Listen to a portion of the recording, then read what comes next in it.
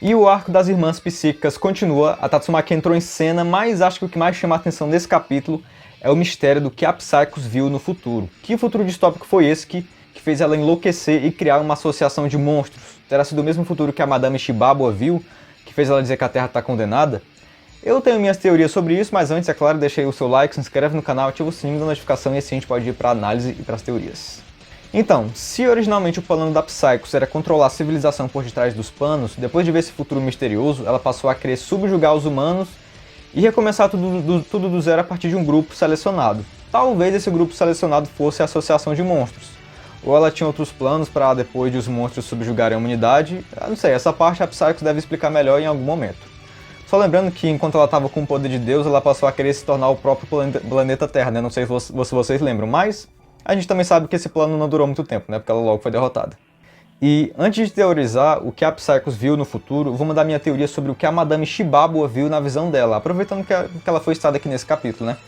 A gente sabe que a Madame Shibabua viu que alguma coisa terrível iria acontecer dentro dos próximos 6 meses, mas eu acho que o que ela viu não foi uma coisa específica, e sim tudo o que vai acontecer de ruim nesses próximos 6 meses.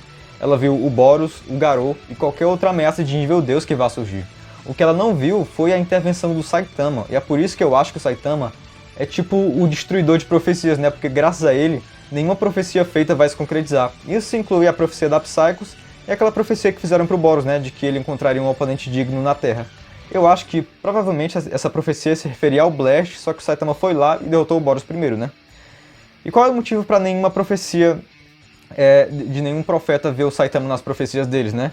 Eu já falei isso aqui antes, mas vou repetir. Eu acho que é porque o Saitama, ele não deveria fazer parte dessa história. Ele não é especial, ele não é o escolhido. Ele é só um cara que, sem querer, retirou o próprio limitador e acabou entrando de penetra nessa história. Ele é a peça que não deveria estar no tabuleiro. Talvez por isso Deus esteja interessado no Saitama, né? Porque ele também não sabe quem é esse cara e de onde ele saiu. Por isso ele tem medo do Saitama acabar se tornando uma ameaça, né? É como se o destino do Saitama, gente, fosse realmente ser só mais um engravatado, mas ele acabou saindo do roteiro e isso bagunçou tudo.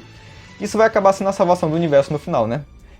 Sinceramente, sem falsa modéstia, né? Eu gosto muito dessa minha teoria e de certa forma tornaria o Saitama mais especial do que se ele fosse o escolhido e alguém tivesse dado esse poder pra ele, né? Então coloquem aí nos comentários o que vocês acharam dessa teoria. O que vocês acham? O Saitama é especial? Alguém deu esse poder pra ele ou ele é o cara que não deveria estar aí?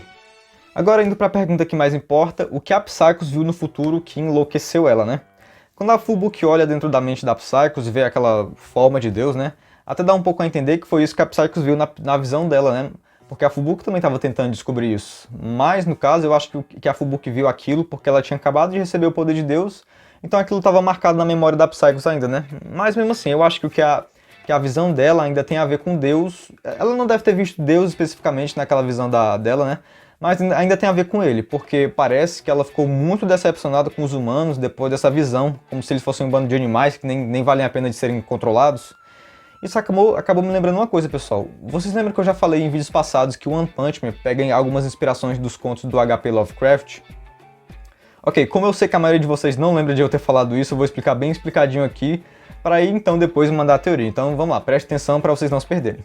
Para quem não conhece HP Lovecraft, ele era um autor de contos de terror e ele escrevia sobre monstros cósmicos que estavam além da compreensão humana e que existiam desde os primórdios dos tempos, né?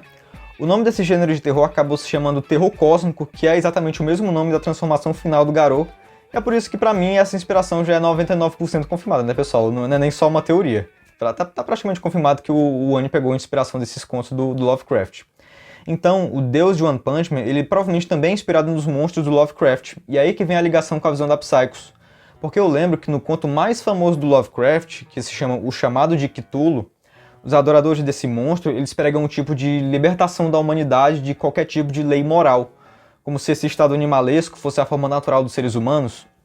Em One Punch Man, eu acho que os adoradores que existiam desse deus no passado, né, os adoradores desse deus cósmico, eram iguais a esse pessoal do conto, né? E foi isso que a Psychos viu, né? Um futuro em que os humanos vão voltar a adorar ele, e a Terra vai se tornar um antro de maldade, um frenesi de violência em que as pessoas vão liberar seus instintos mais primitivos. Mas é claro, né? Que a profecia da Psychos não contava com Saitama e nada disso vai acontecer. Eu também cheguei a pensar que essa forma maléfica e animal dos seres humanos meio que já existe, né? São os monstros. Os monstros de One Punch Man, que realmente são monstros, né? eles eram originalmente humanos, então é possível que aquele continente que o Saitama e o Garou desenterraram fosse habitado por monstros que veneravam ou simplesmente temiam esse deus, né? E possivelmente um dos objetivos de Deus atualmente seja transformar todo mundo em monstro. Já pensou? Agora vamos falar dos outros detalhes do capítulo que também são importantes. A vitória da Fubuki sobre a Psychos. Infelizmente a luta não foi nem mostrada, só que eu já imaginava isso já que se trata só de um flashback, né? Mas na webcomic ela derrota a Psychos de um jeito bem tão legal. Talvez aqui no mangá isso seja adaptado pra Fubuki versus esse cara aí da Tsukuyomi, né? Que é um psíquico artificial, de acordo com a Tatsumaki. Então a gente fica sem ter certeza de como foi que a Fubuki derrotou a Psychos aqui no mangá, e assim, mesmo que não tenha sido do mesmo jeito que na webcomic, eu não acho que foi só forçação de barra, porque aqui a Psycho, gente, ela já estava bem cansada, né? E não devia estar nos seus 100%.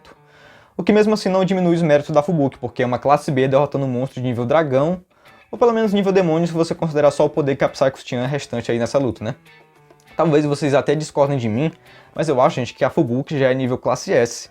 E, na verdade, se comparar com todos os classe S, ela nem seria mais fraca, porque eu acho que ela é mais poderosa que aquele inútil lá do Mestre Regata, que na minha opinião é o classe S mais fraco. Então, sim, eu acho que a Fubuki já tá nesse nível.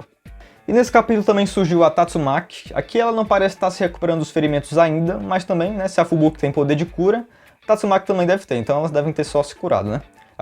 Aqui ferimentos para elas não são problema.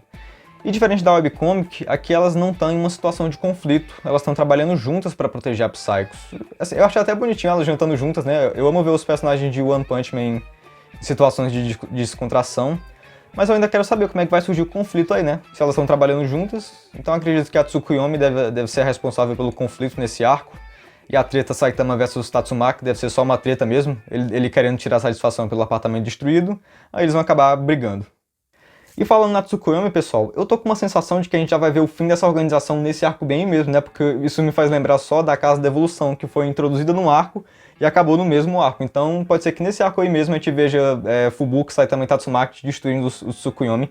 Pode ser que o arco não fique aí só nessa parte da base da Associação dos Heróis, né? Como foi na webcomic, talvez eles vão para outro lugar para enfrentar esses Tsukuyomi.